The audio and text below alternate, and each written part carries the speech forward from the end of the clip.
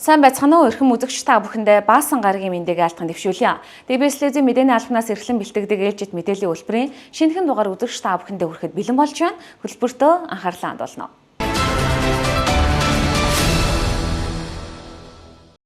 Зах зээлийн хуулиар ямар ингээл бид бүхэн үн жилүүлсэн гэл явдаг. Тэгээ бас төрийн зохион байгуулалт хийж болдог. Манайд бол Дархан уулын аймагт тийм туршлага бай тээ. Ковид үед бид нар 20 онд бол энэ мал худалдаалт хүмүүстэйгээ ярилцж байгаад яг одоо бас бүтэн 60 хоногийн хугацаанд махны үнийг дээд үнийг аймгийн садрын захирам дээр тогтоогоод барьж үйсэн юм туршлага бий. Хоорондоо ярьж өөрөөр ингээд тохирох юм бол болдгоо юм байлээ.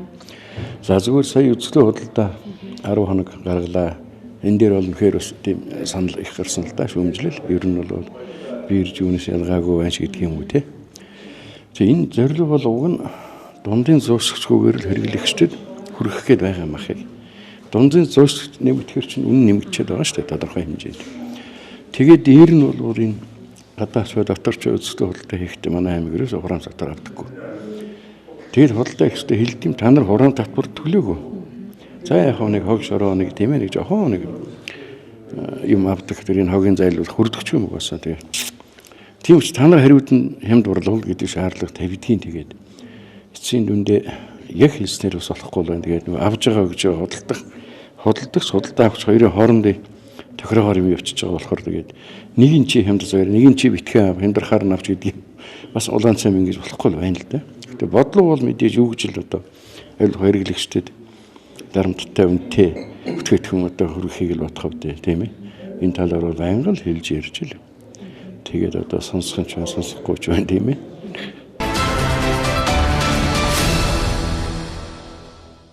Одоогийн байдлаар нэг 2 3 кейс байна. Ялангуяа нэг баяр ёслолын одоо ихсээ тохиолдолтой баяр ёслолын дараа хараалтгүй байжгаад гадаа одоо байсараа одоо мөчтийн доод мөчтийн дээд мөчтийн сарууны хөлтүүдийн тохиолдол кейс ирсэн байгаа. Энэ маань нэг тохиолдол нь хөлтийн зэрэг маань өндөртөө тэр маань одоо эмийн эмчилгээнд үр дүнгүй учраас одоо ёслолын процедур хийх тийм заалттай болоод байгаа. Тийм учраас хооштой одоо ялангуяа 12 сар маань баяр ёслол маань одоо яг тохиолж явах учраас аж нөхөн байгууллагууд маань болон хувь хүмүүс маань тэр талаас анхаараараа. Яг жилийн кейс төрөх бол амнасны эрсдэл харьцангуй гайгүй тохиолддог байгаа. Мөчтийн тайралтууд дээ шүү дээ. Одоо сайн ярьдаг шиг гар саруу, хөлийн сарууны мөчтүүд ер нь бол 5% тохиолдсон. Тэр ялангуяа эдгээр залуу насны төвшөнд байгаа шүү дээ. Одоо яг ажил хөдөлмөрийн насны.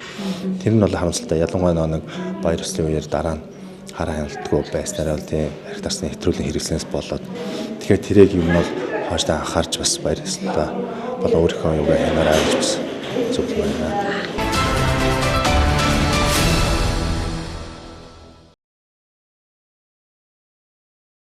За Дархан аймгийн засаг даргын 7 хоног болгоны шуурхай хурал дээр за ялангуяа сумдууд хоорондын замыг одоо цэвэрлэх халтрага авалгааг цэвэрлэх чиглэлээр үүрэг чиглэлийг өгж байгаа. За тэгээд аймгийн онцгой комиссийн даргын хувьд бас сумдуудыг онцгой комиссийг хоролдуулж 7 хоног болгон шийдвэрлэх арга хэмжээнүүд аваа гэдэг ийм чиглэл өгж байгаа. Энэ хөрөөнд бас одоо түрүүчийн 7 хоногт шарын голын уурхаагаас гэрээ дээрээ гаргаж аргалын гарам хүртэл төрж шуурсан цасыг хоёр талд нь гаргаж цэвэрлсэн.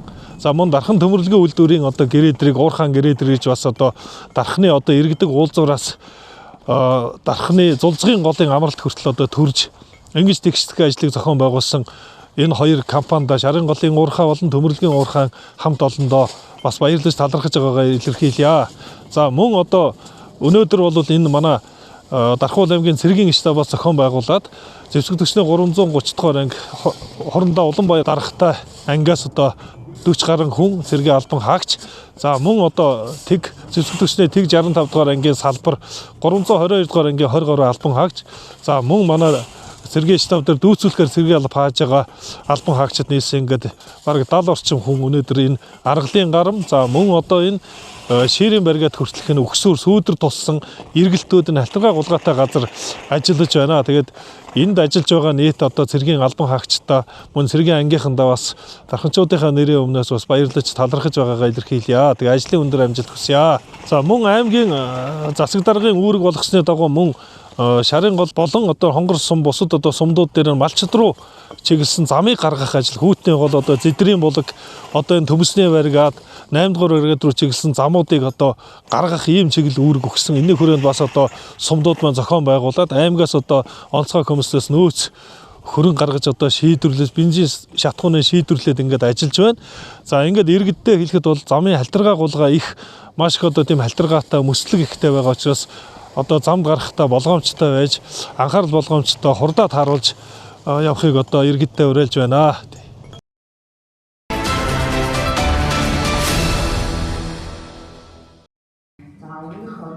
Монгол Улсын хүн амын хоол тэжээлийн байдал үндэсний 6 дугаар судалгааны үр дүнг танилцуулах бүсчилсэн уулзалт сургалт Дархан Улаан аймгийн эрүүл мэндийн газар зохион байгуулагдаж байна. Энэхүү арга хэмжээнд хойд болон говийн бүсийн аймагуудын эрүүл мэндийн газар, дүүргийн засаг даргын тамийн газар, эрүүл мэндийн төвүүдийн удирдах ажилтнууд хамрагдаж байна. Уулзалтаар нийгмийн эрүүл мэндийн тогтолцоо, зохион байгуулалтын талаарх олон улсын бодлого, чиглэл, нийгмийн эрүүл мэндийн тусламж үйлчилгээний тухай хууль хэрэгжүүлэх арга зам, мөн нийгмийн эрүүл мэндэд тулгамдж байгаа асуудал, санхүү хүний нөөц тогтолцоо, хүн амын хоол тэжээлийн байдал үндэсний 6 дугаар судалгааны дүн, орон нутгийн танилцуулгууд, мөн жирэмсэн эхчүүдийн хоол тэжээлийн байдал, хүн амын хоол тэжээлийн талаарх баримталж байгаа бодлого арга хэмжээ, халдварт бус өвчлөл болон хооллолт, жирэмсэн болон хөхүүлэхийн хоол тэжээлийн байдлыг сайжруулахын сэдвт хэрэглэн ач холбогдол, хангамж түгээлд хэрэглээний байдалд хийсэн үнэлгээний үр дүнгээс танилцуулж байна.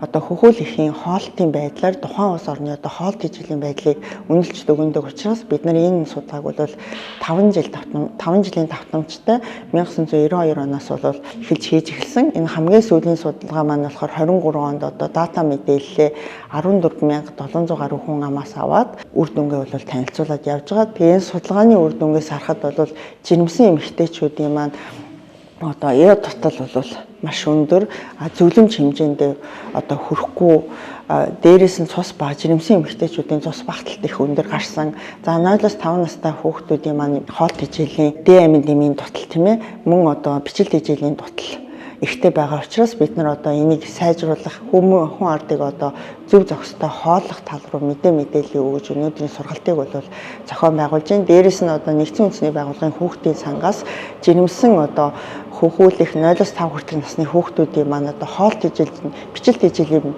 бэлтгэлийг одоо сайжруулах зорилгоор олон найрлагт бичил тэжээлийн бэлтгэлгээд 10 амин дэм одоо 6 эрдэс бод загуулсан ийм бүтээгдэхүүнийг бол жирэмсэн эмэгтэйчүүдэд 2025-аас 27 оны хооронд бол одоо үнэгүй хангахаар ингэж бол өгсөн. Тэгээд тэрийг яаж хэрэгжилж уух юм, тийм ээ, тэрний уусны ач холбогдол нь юу юм, яагаад заавал уух ёстой гэдэг талаар бол одоо бид нар мэрэгчлэтнүүдээ сургаад тэгээ мэрэгчлэтнүүд маань одоо жирэмсэн ээж нартаа, хөхүүл ээж нартаа, за бага насны хүүхдүүдэд энийг бол зөв хэрэглэх талаар зөвлөгөө мэдээллүүдийг өгнө. Ингэснээр бид нар яг одоо нөө бичил тэжээлийн бэлтгэл энэ дутлаас одоо энэ зорилтод буйгийнхаа хүн амыг сэргийлэх гол зорилготой. Дархан Улаан аймагт төвийн бүсийн Монгол Улсын хоол тэжээлийн хүн амын 6 дугаар судалгааны үр дүнг танилцуулах уулзалт болж байна. За энэхүү уулзалтанд төвийн бүсийн Орхон, Сэлэнг, Төв, Булган болон Дархан Улаан аймгийн төлөөлөл удирдлагууд оролцож байна. За тэгээ энэхүү судалгааны үр дүнгийн дагуу бид одоо 5 хүртэлх насны хүүхдийн хоол тэжээлийн байдал болон жирэмсэн эмэгтэйчүүдийн хоол тэжээлийн байдлыг үнэлж тандах, мөн яг нөгөө өрх сумуудаар тараагддаг олон найрлагт бичил тэжээлийн бэлтгэл яг зорилтод бүлгийн хүмүүстэй хүрж ийн үгүй юу гэдэг дүгнэлт хийх талаар ингээд чадварчуулах сургалтанд хамрагдаж байна. За энэхүү чадварчуулах сургалтанд хамрагдсанаар яг орон нутгийн хэмжээндээ одоо бага насны хүүхдүүдийн дундах витамин D болон А-гийн одоо хэрэгцээ ямар байгаа талаар судалж гаргаж ирээд тулгымцсан асуудал байгаа бол түүнийг шийдвэрлэхийн тулд ажиллана. Мөн жирэмсэн эхчүүдэд тараагддаг олон найрлагт бичил тэжээлийн бэлтгэлийн хяналтад тавьж ажиллана.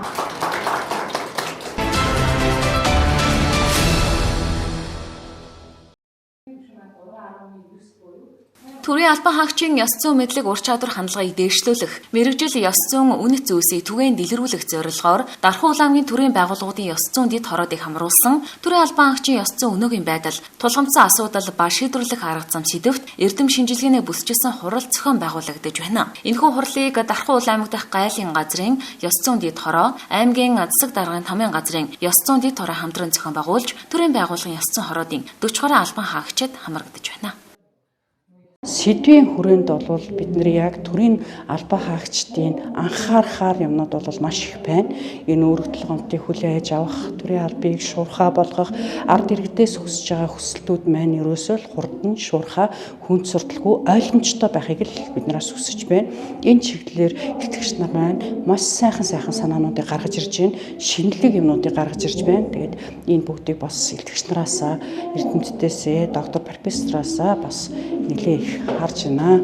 Эрдэм шинжилгээний онол практикийн хурлаа хоёр хэсэгтээ хийж байгаа. Эхний хэсэг нь бол цахимаар шалгаруулсан, хоёр дахь нь бол одоо яг ингээд танхимаар ороод явж байна. Тэгээд шалгарсан илтгэлүүдээ бол бид нэр эмхтгэл болгоод гаргана гэсэн юм зорилготой явж байна.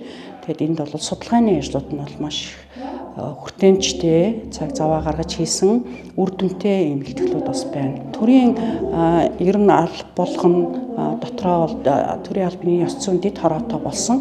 Энийгээрээ одоо бид нэр холбоогоо их сайжруулах хэрэгтэй байна.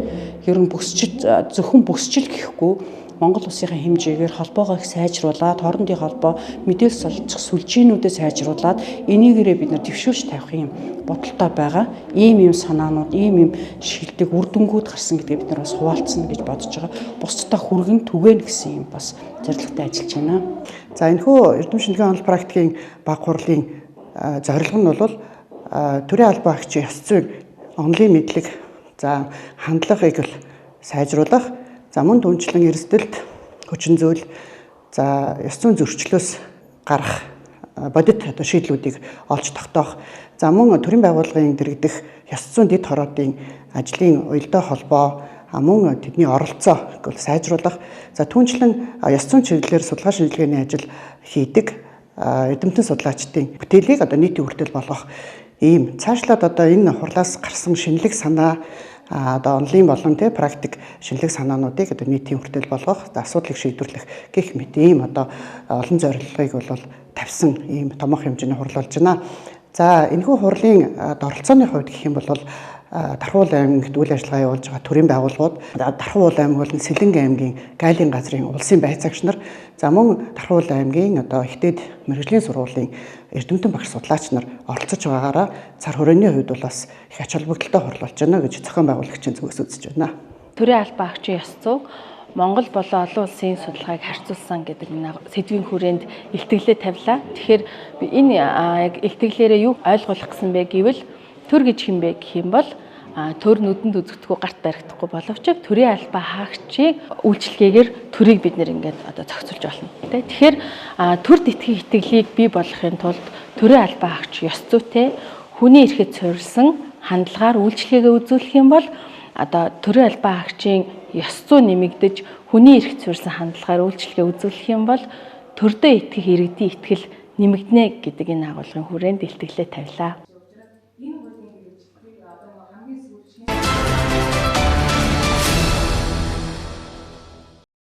Үзэгч та бүхэндээ орон нутгийн чанартай мэдээлүүдээ толилууллаа. Харин одоо уламжлал ёсоор цагаагаар мэдээлэл хүлээн авна.